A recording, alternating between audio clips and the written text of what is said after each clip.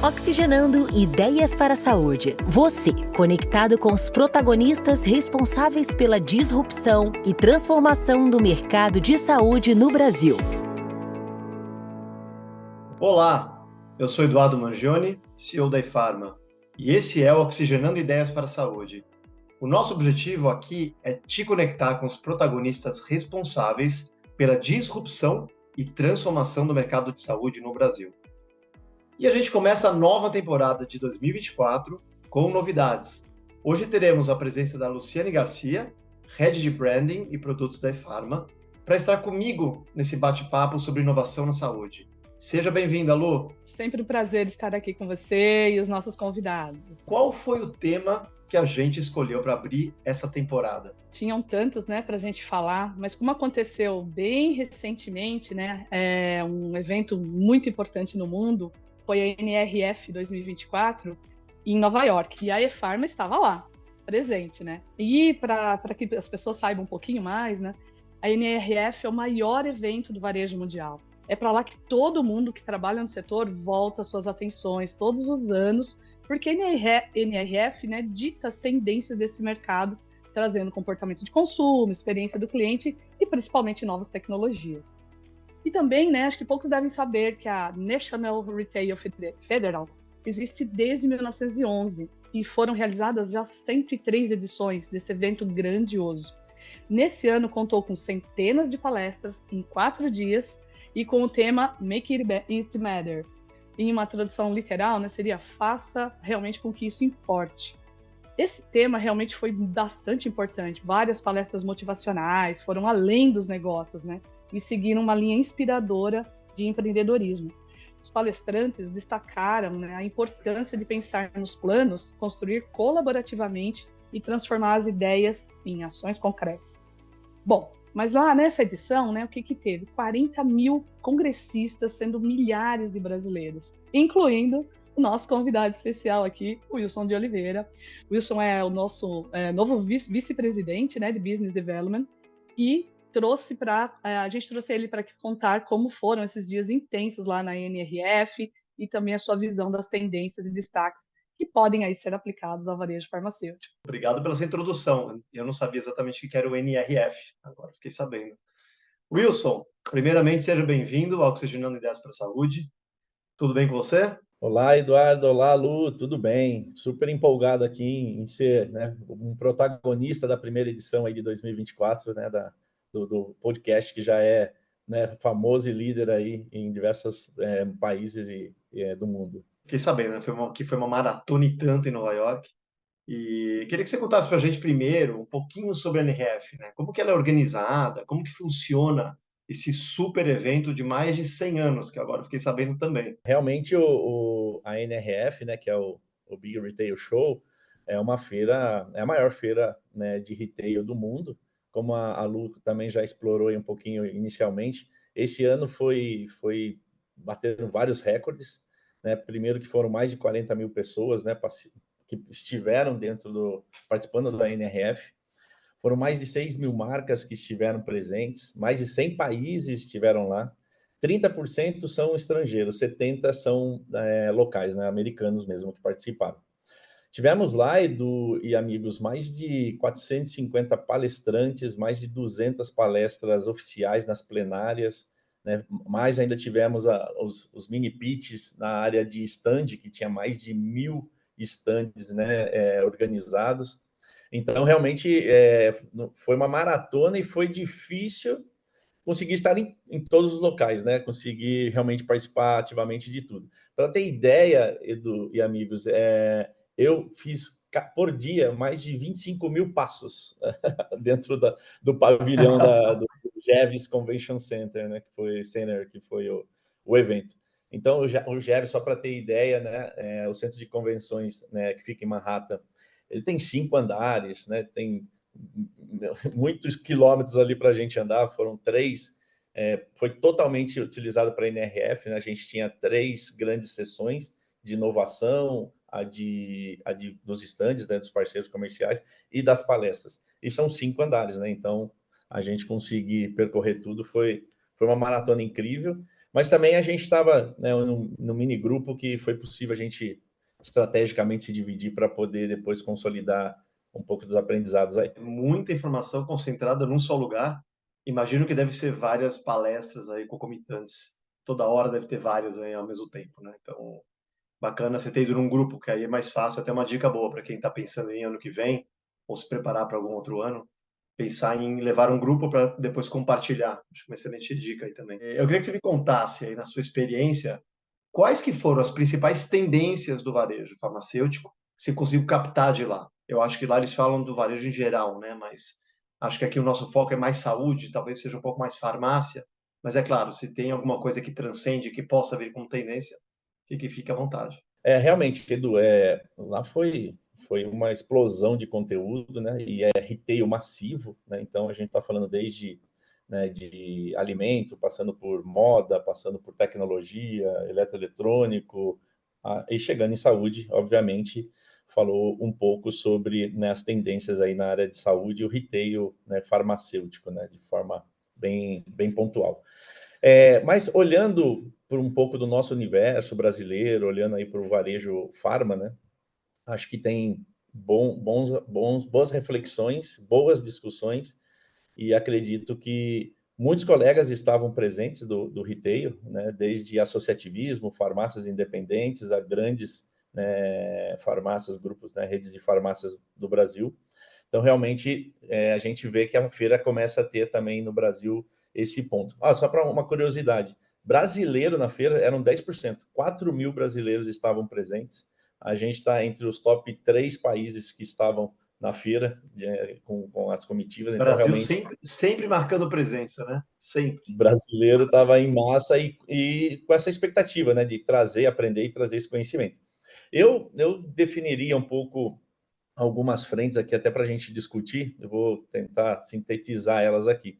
Mas, sem dúvida, cross, né? Ou seja, falou-se sempre de inteligência artificial, já é um tema que se fala bastante, mas a inteligência artificial foi tema de logística, né, de experiência, né, de aderência ao tratamento, de retail media, né, como usar os dados para usar melhor a experiência dentro da loja. Então, inteligência artificial foi um tema que estava dentro dos principais tópicos. Mas falou bastante da logística, falou-se bastante da parte da experiência do cliente ali em termos de hiperpersonalização, né, da multicanalidade expandida, que a gente pode discutir um pouquinho aqui. Falou-se bastante da retomada da farmácia, da farmácia ou do PDV físico e como a estratégia deve ser implantada agora nesse modelo. Falou-se bastante, obviamente, de ESG, né?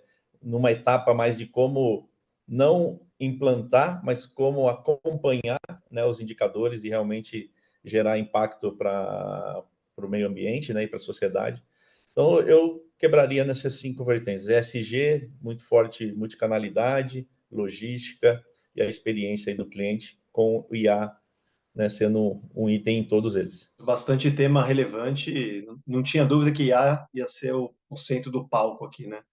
E é claro que a experiência do cliente também é importante em qualquer setor, ainda mais na atualidade, onde, né, os consumidores são extremamente empoderados. Mas no varejo farmacêutico ele é fundamental, porque a gente está falando de necessidades específicas de saúde e bem-estar, não é, Wilson? Exatamente. E falou-se bastante, viu, Eduardo, um pouco dessa. Que a gente até pode adaptar algumas coisas de que escutou-se, né, do que a gente escutou de varejo massivo para o varejo farmacêutico, né? A gente teve cases muito interessantes do uso, né, e se falou bastante da parte da mídia de retail, né, o retail media, onde os varejistas, né, varejista farmacêutico hoje, com o uso dos dados dentro das regras de LGPD, como poder aproveitar-se desses dados de forma, né, com inteligência artificial, né, de forma estratégica e inteligente, para você fazer o que a gente escutou bastante lá, né? Hiperpersonalização, né? Criar realmente uma experiência onde aquela pessoa, ao entrar dentro da sua loja, da sua farmácia, já tenha seus pontos, né, de conhecimento sobre daquela pessoa, daquelas preferências, e ser impactado durante a jornada ali dentro da farmácia. Ali a gente teve até alguns exemplos bem interessantes, né, que mostrou um pouco disso. É lógico que são cases não de farma, né, de varejo farmacêutico, mas mostrou-se um case interessante da Adobe e Microsoft na Nike, né, na Nike ali da Quinta Avenida, falando um pouco da Nike by You, né, e como o uso da inteligência, ou seja, o uso de todos esses dados que a Nike tem, né, com esses parceiros conectados, como ele conseguiu não só personalizar um tênis, né, mas como ele conseguiu escalar e massificar um modelo de hiperpersonalização, né? Então a gente chegou a ter a visita também na Nike para conhecer, e é um pouco do que a gente espera trazer para o varejo farma, né?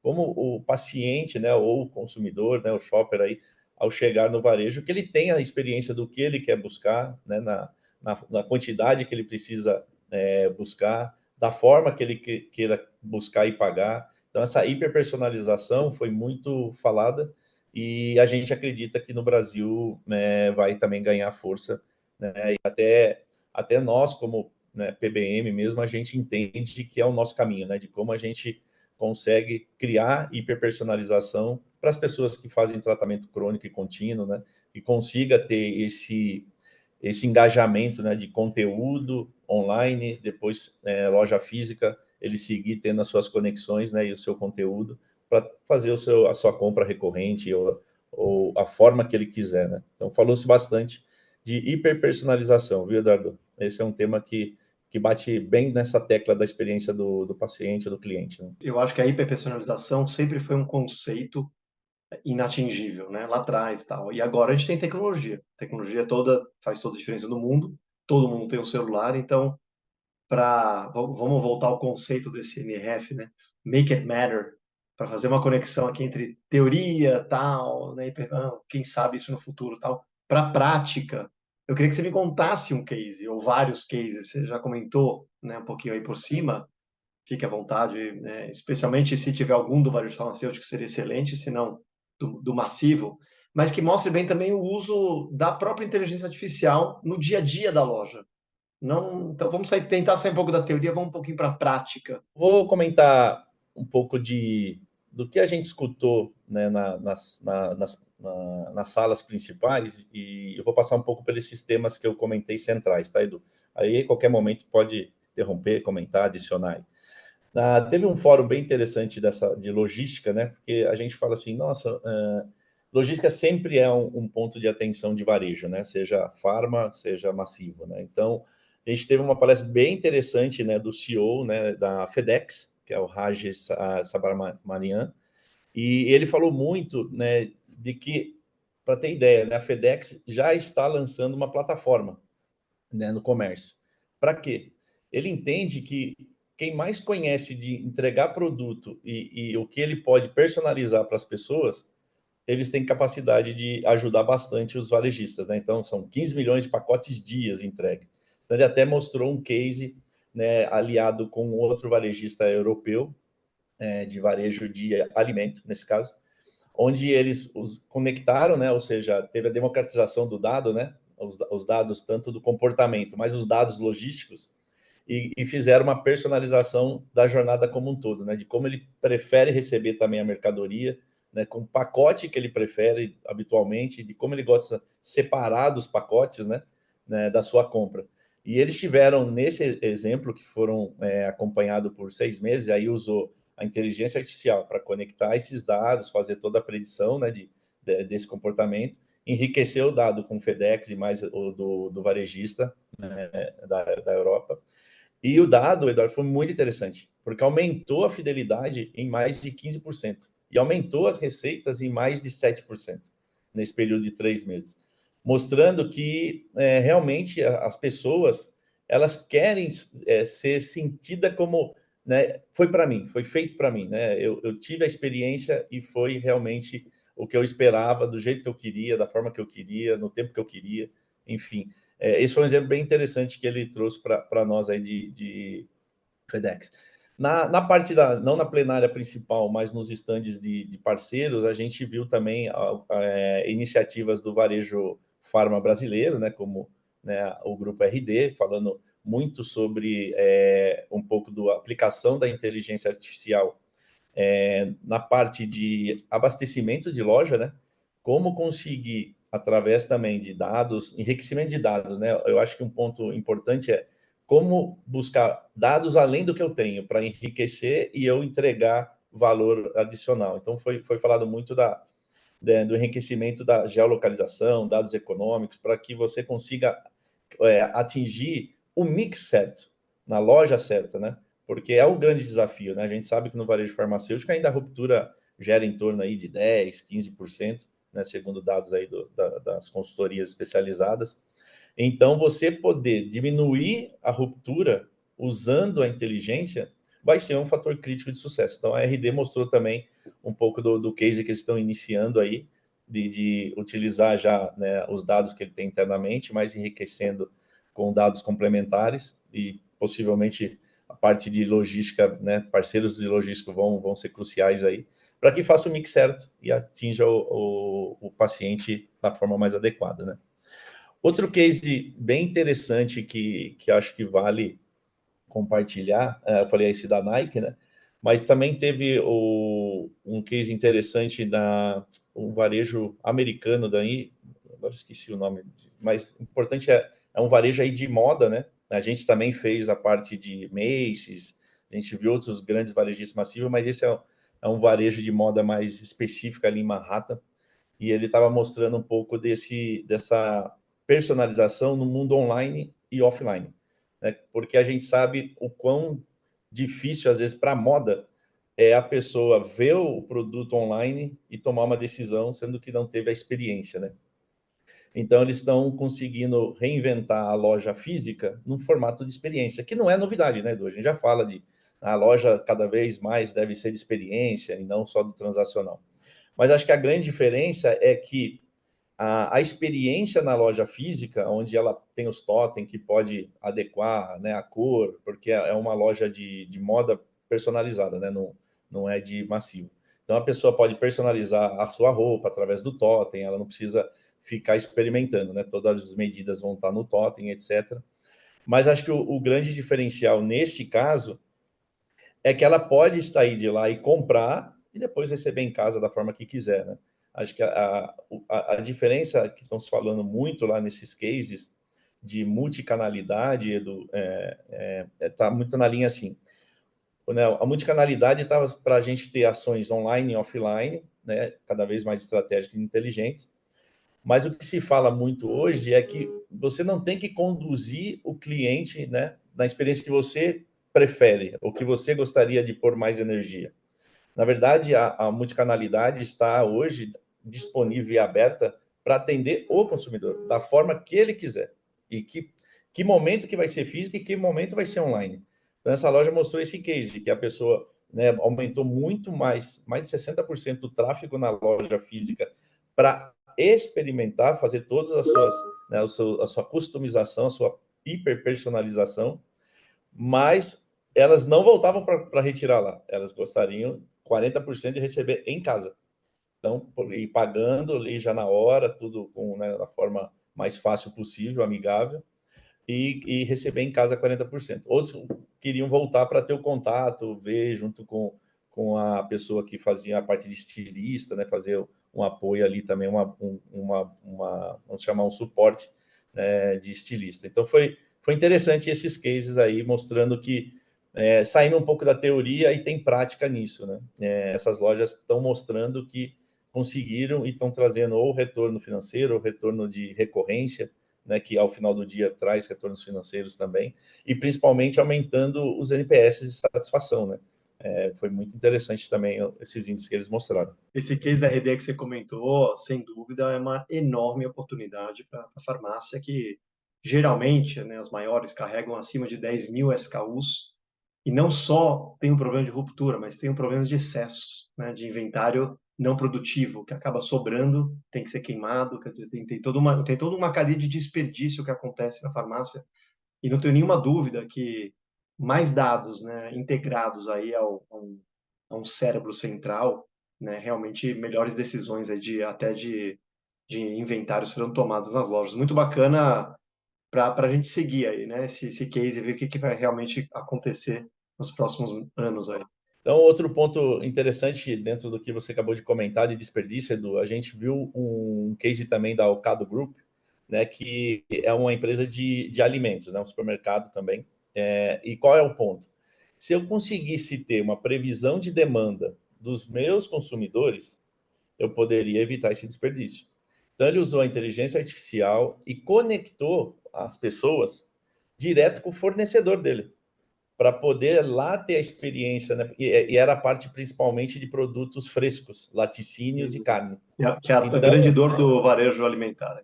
o desperdício, né, todo estragar e etc. é perecível. Então, ele conectou ao fornecedor para poder passar todos os dados, né, tudo que precisaria para o consumidor tomar decisão. Ele já fazia o pré-pedido de quanto ele imagina de consumo, e aí ele já fazia esse carrinho ficar mais inteligente e o suprimento ia ser mais, né, um lead time mais estratégico, evitando esse desperdício. Ele também mostrou lá o indicador nessa cadeia de suprimento, que ele conseguiu reduzir, nesse caso específico dos perecíveis aí, 30%, utilizando não só IA, mas mudando um pouco a forma de conectar o consumidor, né? Levando ele até o fornecedor dele para tirar esses dados. Mas é o desafio, né? No varejo farma, sem dúvida, desperdício é um baita de um desafio. E a outra coisa que me chamou muita atenção, e eu acho que tem muita gente que ainda comenta ou duvida, né? Mas eu acho que está mais do que comprovado, quando a gente personaliza, melhora a experiência, faz a pessoa se sentir única, né? Isso é feito para mim, não tenham dúvida, correlaciona 100% com aumento de receita e aumento de fidelização, né? Então, eu acho que iniciativas nesse caminho são iniciativas muito felizes para qualquer varejista, né? Que busca, obviamente, crescer sua base, reter sua base. Então, é bem bacana que você traga aí esses números e esses cases na prática aí para gente. Foi bem interessante mesmo. A gente teve muito também comentários, né? E acho que vale a gente deixar esse tema meio na mesa, né? Falou-se muito, e é um tema, acho que bem quente, do retail media, né? Que é a mídia de varejo. Então, realmente, né, falam muito que a nova linha de receita do varejo, né? E das marcas, como utilizar isso. Então, ali também mostraram bastante iniciativas e cases aí já americanos, né? Nessa linha de como explorar melhor esses dados que a empresa tem, né? Já coletada, e como usar de forma mais inteligente para colher aí impactos dentro do seu negócio. Tem até uma rede, né, de farma aqui no Brasil, média, até recentemente, na semana passada, eu vi um post deles comentando um pouco desse uso da mídia de retail dentro da sua farmácia, deixando o espaço ali de gôndola com informações e conteúdos ali já mais claros, né, e personalizados até com um grupo, né, randômico. Nesse caso era um grupo específico de pessoas que eles tinham usado a base, e a pessoa na frente daquele totem, né, mudava até a cor para poder chamar a atenção das cores de preferência, dava ênfase no produto, se era um produto que ele já tinha interesse no passado. Então você tinha lá, era a parte mais nutricional, de vitaminas, né, nutracêuticos. Então, se a pessoa já teve o uso em algum momento de ômega, então a luz acendia mais claro na parte do ômega para a pessoa direcionar a informação. Então, já começa a ter pequenas iniciativas, mas que agora eu acho que o grande desafio ele vai ser como escalar, né? Acho que você consegue fazer algumas iniciativas mais caseiras, mas o desafio vai ser como eu escalo para que isso realmente ajude a fidelizar, a ter recorrência, né, e gerar valor adicional aí para o seu cliente, né, para o seu consumidor. Estou acompanhando, Edu, atentamente aí essa super bate-papo, essa super conversa com o Wilson. E aí eu queria mencionar bastante uma questão que você falou do ESG, Will. A Kate Anquetil, né, da GDR, que é uma pessoa que realmente brilha na NRF há muito tempo, né? Ela, mais uma vez, brilhou nessa palestra, principalmente em 2024, e enfatizou que realmente estamos nessa transição de eras, né? Primeiro a era da abundância para o tempo do fim do desperdício, exatamente esse papo, essa conversa que vocês dois estão comentando aí. Ou seja, as práticas relacionadas a ESG também foram bastante discutidas na NRF. Acho super pertinente, porque não é só uma agenda que todo mundo coloca como um modismo, mas sim é importante falar isso para, né, mais de 40 mil pessoas, para que esses líderes voltem e implementem ações no que é possível. E eu acabei outro dia indo num evento, né, com os highlights também, e uma palestrante contou o case da Timberland. Eu achei incrível, até queria comentar rapidinho aqui com vocês. Na Timberland, né, já tem um acesso que as pessoas em lojas, você leva a sua bota para você consertar ou mesmo fazer reparos e atualizações pela vida inteira da peça. Então, assim, é quase que vitalícia a garantia de que a peça pode ser reformada, consertada. E mesmo se um dia você já enjoou, não quer mais, né? Você pode doar o seu calçado lá, enfim, para a loja e eles vão desmontar essa peça e usar todas as mini peças ali, os componentes, né, para consertar outras botas. Então, acho que esse é um baita de um case de o quanto que marcas já estão fazendo isso e que é possível, né? Existe toda uma cadeia logística, com certeza vocês falaram sobre isso, mas também o ponto é importante é saber o quanto que isso impacta na relação do consumidor com a marca. Eu tenho certeza que consumidores veem com outros olhos marcas que têm esse tipo de prática e não só, enfim, regulamentos ou políticas nos seus sites, né? Mas eu queria até que você pudesse também, Will, esse foi um case que eu soube da Timberland. Se você tem algum outro case, alguma para relatar de ESG no mercado farmacêutico, sei lá, no varejo farmacêutico. Pode ser aqui no Brasil também. ESG foi muito falado. 2023 foi muito mais falado do que 24, no ponto de vista assim, quais são, né, os indicadores, né, quais são as frentes de ESG, né, quais as diretrizes de ESG. Isso foi muito falado em 23. 24, ele já não foi enfatizado tanto nas grandes plenárias sobre o que é ESG, e sim um grande desafio que é os indicadores e acompanhamento do ESG, do atingimento. Né? Então, não se falou mais de redução de carbono, né? Falou qual é o índice hoje de redução de carbono efetivamente, né? E o que está dando certo e o que não está dando certo. Isso falou bastante. O da Timber, que você comentou, eu tive acesso só ao material, mas não só ela, né? Mas a Macy's também está com iniciativa de bolsas, né? Que você compra por eles e você pode ter um benefício a hora de trocar pela outra bolsa, e aí eles estão fazendo uma loja eco, nesse sentido das trocas e devoluções em função de uma compra de uma nova, virou uma loja brechó, né, das marcas, né, para você poder fazer essa economia circular, o valor né, cai substancialmente, então dá acesso à marca a outras pessoas, então faz esse movimento lá com a Macy's também foi comentado. Outros casos também que a gente observou lá, o alimento é muito falado, né? A parte alimentar lá, né? A gente tem, né, Walmart sempre com muita presença na NRF, né? Tanto que o CEO também esteve e compartilhou um pouco da iniciativa dele ESG. Eles estão olhando também, né, as iniciativas do canal alimentar, e nesse caso o Walmart, o fornecedor. Né, como ele consegue fazer que o SG dele não seja da porta para dentro né, do Walmart, mas como a cadeia toda atenda, né, as exigências. Então, ele tem um projeto que já está acontecendo, né, dos fazendeiros, né, ou quem fornece para o Walmart também tem um programa de educação aí para impacto no meio ambiente, acesso à tecnologia, né, até a novos insumos, né, canais de insumos para que possa a cadeia toda ter menos impacto aí no meio ambiente. Então, a gente falou agora de exemplos falando na ponta, né, no final da cadeia, e esse exemplo é no início da cadeia, né, uma preocupação também do grupo. No varejo farma, né, a gente vê iniciativas aqui do descarte consciente da medicação, isso é super importante. Né? Eu acho que ainda os cases que a gente tem ainda é muito pequeno no Brasil, né? Acho que tende a ser cada vez mais acelerado, porque realmente traz impacto, realmente o consumidor começa a ter um olhar mais atento a isso. A gente teve acesso a duas palestras interessantes, uma da Deloitte e a outra da Nielsen, que fala um pouco sobre a geração nova, né? Então, falou-se muito que a geração Z, 40% já tem esse olhar muito forte para a conscientização, né, de marcas que pensem na sustentabilidade, né, de como agredir menos o meio ambiente. E isso, se a gente olhar 3 anos atrás, eram 15%.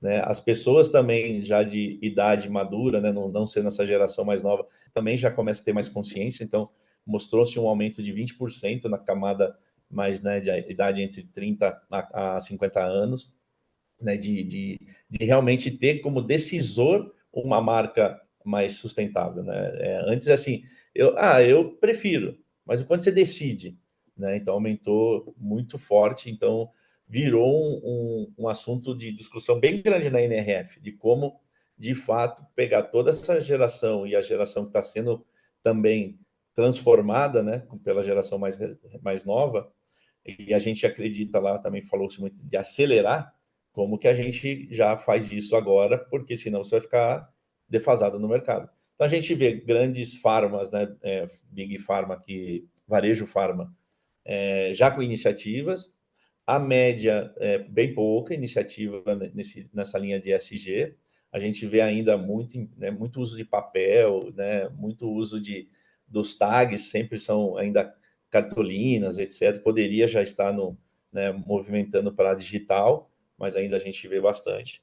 Então, eu acho que no Brasil, especificamente, o varejo farmacêutico está ainda gatinhando, porque talvez ainda não enxergou o retorno, né, e como fazer esse equilíbrio, né, da receita, investimento e como vai retornar aí na frente. Muito bacana. Uma das coisas que eu gostei da sua fala aí, e eu acho que é uma grande tendência, não só nos Estados Unidos, mas no mundo, é a integração da cadeia dentro das filosofias e das ações de ESG.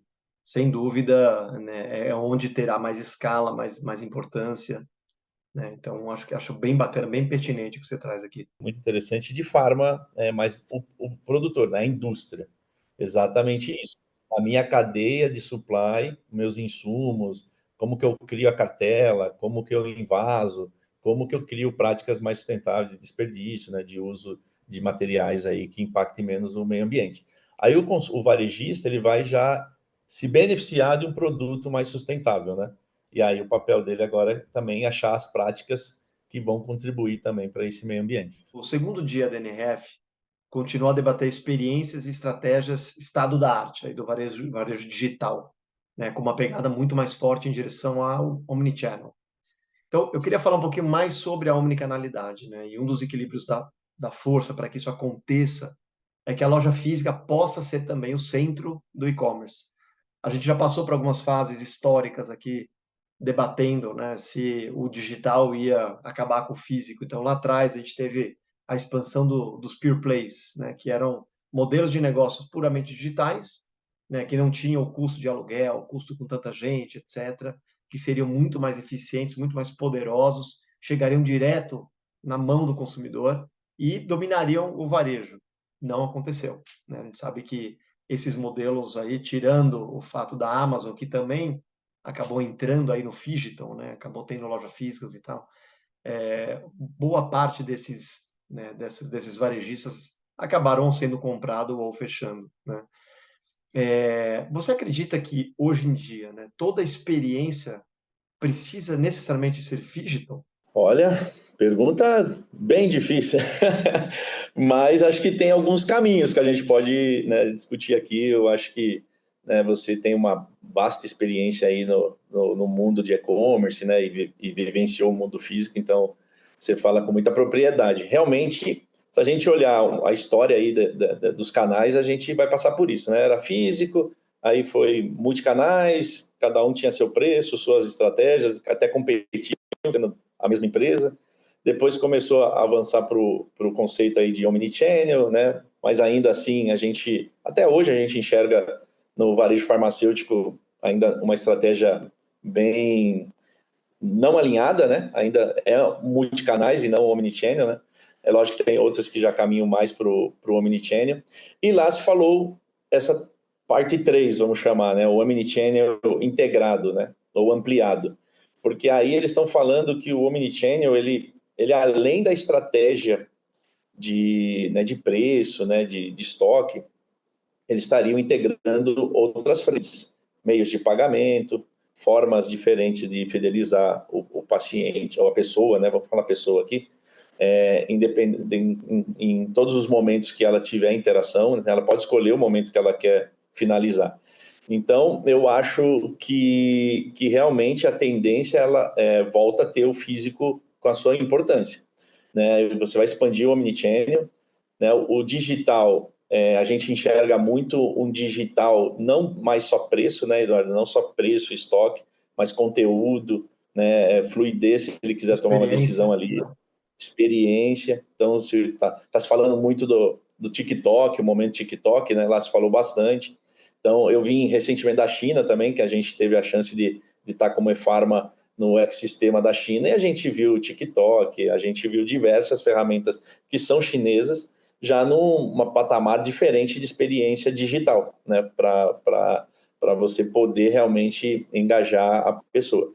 E aí, voltando aqui para a NRF, ela falou que além de avançar nessas frentes digitais, o varejo, a loja física ganha essa relevância de ser o coração desse processo, né? A pessoa muitas vezes vai querer estar lá por alguns motivos. Eu acho que no varejo farmacêutico tem alguns motivos reais, né, e latentes para mim. Assim, por que eles iriam numa farmácia? Primeiro, porque a farmácia ela não deveria mais ser uma estação de doença. Ela deveria ser uma estação de saúde e bem-estar. Ela fazendo essa mudança, né, cultural, você traz toda a sua relevância digital e ele certamente criando essa autoridade de saúde e bem-estar, ela vai para uma loja esperando essa experiência. Ou seja, aquelas clínicas farmacêuticas que ainda no Brasil não é uma coisa, né, tão relevante, a gente vê iniciativas, mas não é relevante. A gente fala disso tem mais de 5 anos, né? Porque talvez ainda falte essa integração estratégica, né? Eu gero conteúdo no digital, mas eu preciso também continuar gerando conteúdo, experiência na loja. Eu não posso simplesmente a pessoa viu um conteúdo super interessante, vai para uma loja para conversar com o farmacêutico e o farmacêutico não está preparado para conseguir dar sequência nessa experiência. Então tem uma ruptura. Ela vai buscar a parte ali de fora do balcão para esperar uma experiência de experimentação, né, de aplicação, e você não está com a loja preparada para oferecer essa experiência. Então, eu vejo um pouco disso, né? Eu acho que o Omnichannel, além das integrações adicionais, falou-se muito lá, não tem que ser numa vertical, como também você comentou. Era só digital a minha vida. Não, eu preciso ter todos os canais e momentos online e offline preparados para a decisão do consumidor, do shopper.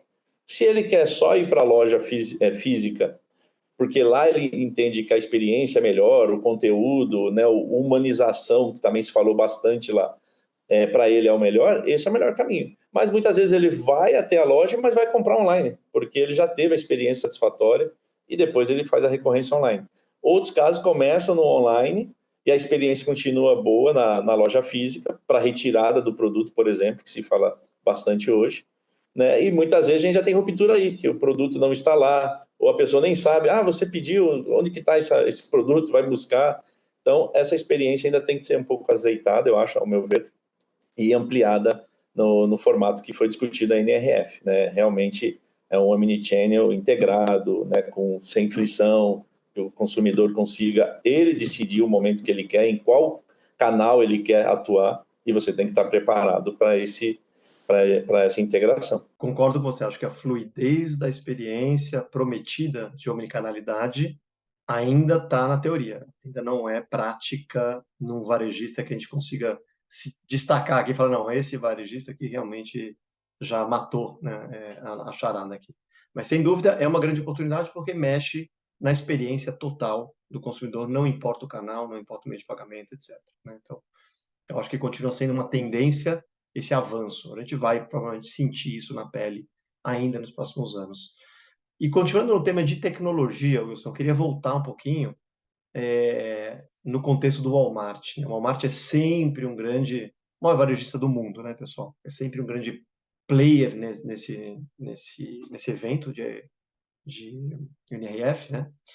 E eu queria tratar especificamente de retail media, né? A gente vai falar aqui o nome do painel, foi tratado com mais profundidade num painel específico com o nome de Rethinking Returns, né? Repensando os retornos, né? Estratégias para manter os clientes e o futuro do varejo, né? Mais ou menos aí traduzindo isso como que foi o tema desse painel, que aí falou, né, falou o Walmart com muita propriedade e outros varejistas também, numa discussão de uso de software de última geração para criar políticas de devolução dinâmicas e flexíveis. Também recompensar clientes confiáveis com o objetivo final de criar embaixadores da marca e otimizar a cadeia de suprimentos que a gente comentou aqui, que é uma enorme oportunidade. Nesse contexto todo, né, bem denso aqui, a tecnologia de RFID, né, de radiofrequência, de identificação por radiofrequência, que é falada já há anos. Eu lembro de um evento que eu fui nos Estados Unidos, eu acho que mais de 7 anos atrás, talvez, chamado Shop Talks, que já se falava muito em uso de RFID na logística, né? Nesse caso, essa tecnologia exerce um papel muito importante, porque ela permite muito mais praticidade e funções do que o velho código de barras que a gente usa hoje, né, com mais predominância. Tanto para passar as compras dos clientes pelo caixa sem fila, quanto para organizar o estoque nos armazéns. Wilson, e no varejo farmacêutico? Você viu algum exemplo dessas inovações já funcionando? No varejo farma, a gente viu uma iniciativa da CVS falando um pouco sobre como fazer o retail media, né, dentro de um varejo farmacêutico. Porque a gente sabe, né, Edu, tem muitas mais restrições, tem as regulações, né? Mas eu acho que essa parte, principalmente tecnologia de fluidez, cabe bem para o varejo farma, né? Mas o CVS falou um pouco mais na linha do retail media de como organizar todos os dados que eles têm, né? Porque eles têm um big data muito considerável, né? E como gerar esses insumos para ser uma experiência ou uma fluidez melhor dos seus consumidores, né? Dos seus, nesse caso, pacientes mesmo ali, tanto o bem-estar como o tratamento. Ele não falou muito especificamente da tecnologia para fluidez, mas eu assisti o Walmart, né? O CEO do Walmart, sim, ele comentou da iniciativa. A gente teve outro fórum, né? Outra mesa de discussão onde estava a Macy's, onde estava o MEC, onde estava o FedEx também falou um pouquinho.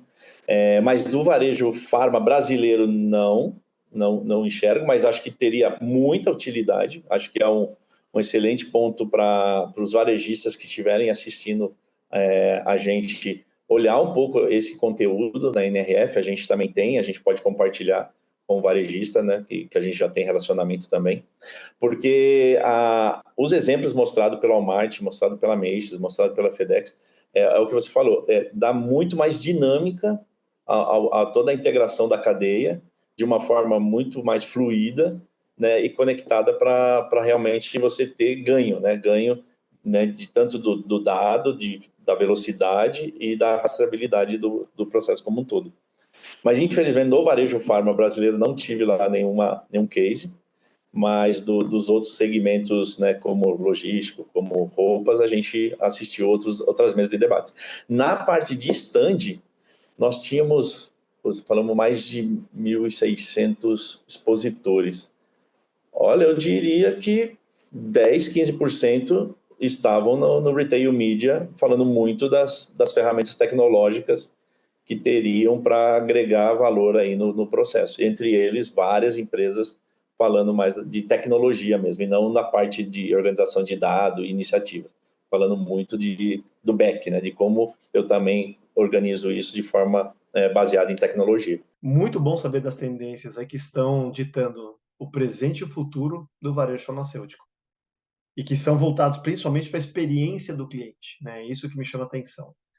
Porque a tecnologia que interessa, pessoal, é aquela que melhora a vida do consumidor. E o legal também é aplicar esse conhecimento todo para elevar o padrão dos serviços e soluções que a gente oferece hoje para os clientes, né? E Wilson, eu queria fazer uma última pergunta, com resposta rápida mesmo. De tudo que você viu, você acredita que o Brasil ainda está muito longe? Ou você já enxerga que esse gap entre o que acontece na prática, no make it matter, né? É inclusive o tema, né?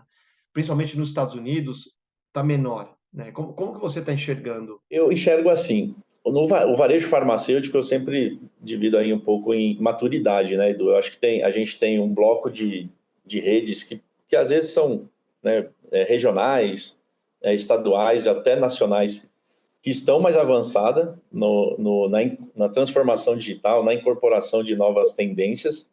A gente tem o grupo que ainda não são tão, né, não adotam tanto as inovações ainda, então por isso que a gente fala muito ainda de Clinic Pharma, a gente fala, né, da parte da assistência farmacêutica, na verdade, né? A gente fala muito do uso de multicanais, né, o omnichannel, e ainda não avançamos. E temos uma boa base ainda do varejo farmacêutico que ainda continua no transacional tradicional.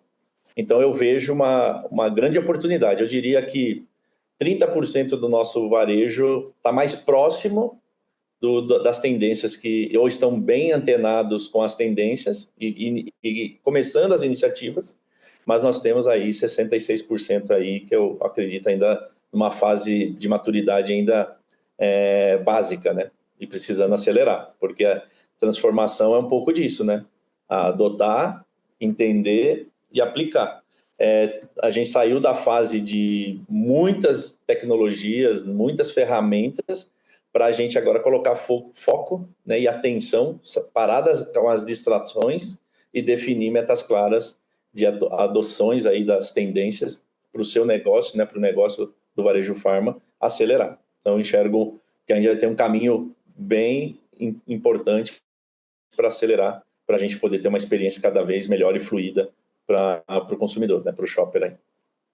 E muito bom estar com vocês aqui batendo um papo, né, no podcast Oxigenando Ideias. Foi uma grande oportunidade, né? Fico bem honrado com o convite e sempre à disposição para a gente bater papo e falar sobre o varejo farmacêutico, né? O mundo da saúde aí, que é a nossa paixão. Com certeza, Wilson. Eu super agradeço também a sua presença aqui. Realmente você é uma pessoa com muitas, né, décadas também de experiência em trade, muito reconhecido aqui no mundo da indústria farmacêutica no Brasil, com certeza, pelas suas experiências. Então, é muito bacana escutar você e ver o quanto que você, vindo de um evento, não só como esse, como você disse também da China, de Israel, que você foi também para a inovação, nas feiras de inovação. Então, faltava a gente trazer você para cá, para a gente trocar essas ideias, falar de coisas que realmente engrandecem e agrega valor em todo o nosso ecossistema também de farma. Então, também super agradeço você ter participado e espero que as pessoas que realmente nos acompanham absorvam ao máximo, ouçam ou vejam esse podcast ou videocast, que a gente vai ter os dois formatos hoje, com outras vezes, revejam, né, e contribuam e compartilhem, viu, pessoal? Compartilhem bastante aí com as pessoas que possam se interessar por esse conteúdo.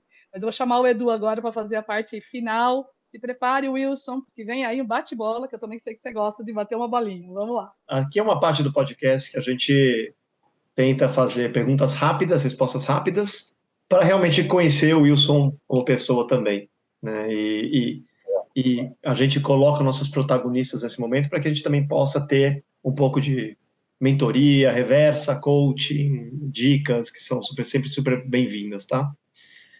Então vamos começar, Will.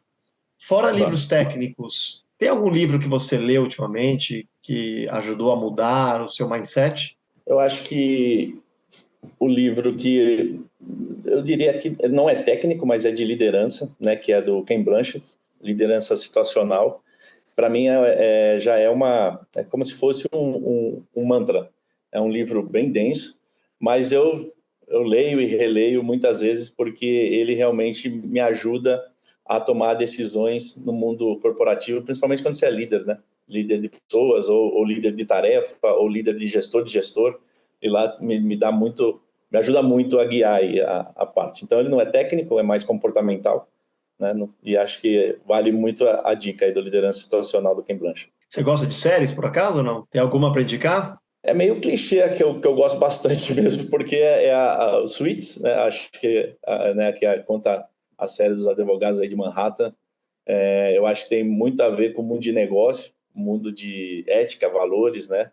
e também negociação. Então, é o meu mundo de negócio, então eu gosto bastante. E Wilson, tem algum fato do ecossistema da inovação na saúde que te marcou ou que você considera muito impactante? Eu acho assim, na verdade, eu gostaria e torço muito para que realmente o valor da saúde, né, baseado no desfecho das pessoas, é o que me marca, sabe? Eu acho que quando a gente conseguir tirar um pouco, né, os escudos e a gente conseguir, né, democratizar essa saúde, né, com todos os stakeholders pensando nas pessoas, eu acho que esse é o ponto mágico para mim. Então, saúde baseado na saúde da pessoa, para mim, é o tchan aqui para a saúde. Eu ia te perguntar qual era o maior desafio da saúde do Brasil, mas agora acho que você já respondeu. E isso passa por integrar, né, os diferentes players desse ecossistema, né, a famosa interoperabilidade que a gente sonha, mas a gente ainda não tem, empoderar o consumidor final, né, e conseguir realmente dar uma experiência totalmente integrada para o paciente. Né? Não tenha dúvida que isso aí é... E Wilson, uma pergunta bem fácil também agora. Qual que é o legado que você quer deixar para o mundo? Essa é uma pergunta bem fácil, mas bem fácil, simples e fácil. Eu acho que o legado aí, quem convive comigo, e eu acho que eu tento deixar, Edu, é que eu acho assim, olhar sempre o copo para o lado, né, cheio, né, para otimismo, né? Ou seja, olhe sempre o lado de como a gente resolve as coisas, né? E não com o lado de reclamação e apontar pessoas. Então, eu gostaria muito que o meu legado fosse um cara que olha com otimismo para os desafios e consegue soluções criativas, né, em situações críticas. Conversamos com Wilson Oliveira Júnior, vice-presidente de desenvolvimento de negócios da eFarma. Will, muito obrigado pela ótima conversa e agradeço aí bastante a companhia e o papo. Que honra minha, Eduardo, Lu, de estar com vocês. Privilégio ser o primeiro aí do podcast, videocast que a gente está inaugurando em 24. Então, honra total aí. E para o nosso público, continue nos acompanhando via Spotify, Apple, Google Podcasts ou Amazon Music. E não esqueça de compartilhar esse episódio com alguém que possa gostar do nosso conteúdo. Até o próximo programa com mais uma pessoa protagonista para transformar a saúde no Brasil. Oxigenando Ideias para a Saúde. Você, conectado com os protagonistas responsáveis pela disrupção e transformação do mercado de saúde no Brasil.